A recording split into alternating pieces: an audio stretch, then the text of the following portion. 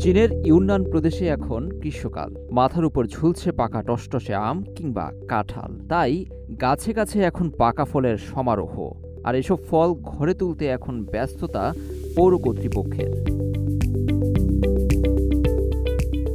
Yunnan প্রদেশের কয়েকটি শহরে এমন ব্যতিক্রমী উদ্যোগ নজর কাড়ছে সবার।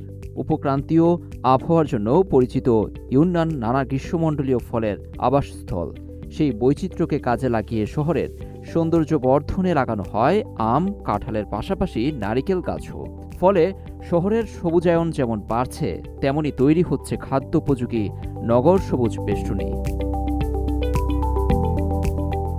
ইউনানের ইউনানচিয়াং, হানি, ইউতাই ও স্বায়ত্তশাসিত কাউন্টির সড়ক জুড়ে দেখা মেলে আম গাছের সারি।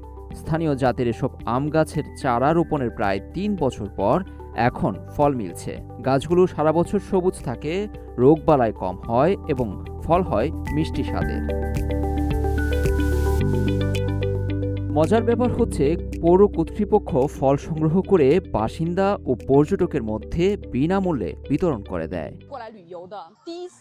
স্থানীয় আবহাওয়া ও মাটির সঙ্গে মানিয়ে নেওয়ার ক্ষমতা বেশি হওয়ায় এসব ফলগাছের রক্ষণাবেক্ষণ খরচ তুলনামূলক কম। নিরাপত্তা নিশ্চিত করতে নিয়মিত গাছ ছাঁটাই ও ডালপালা শক্তিশালী করার কাজও করা হয়।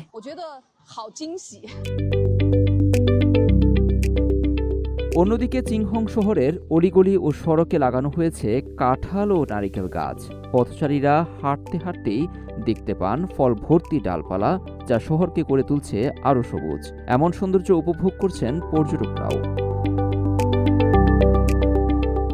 সবুজ শহর গড়ার এই উদ্যোগ ইউনান দেখিয়ে দিচ্ছে নগর সৌন্দর্য শুধু চোখের আরামই নয়, মানুষের জন্য কিভাবে হতে পারে বাড়তি পুষ্টির যোগান।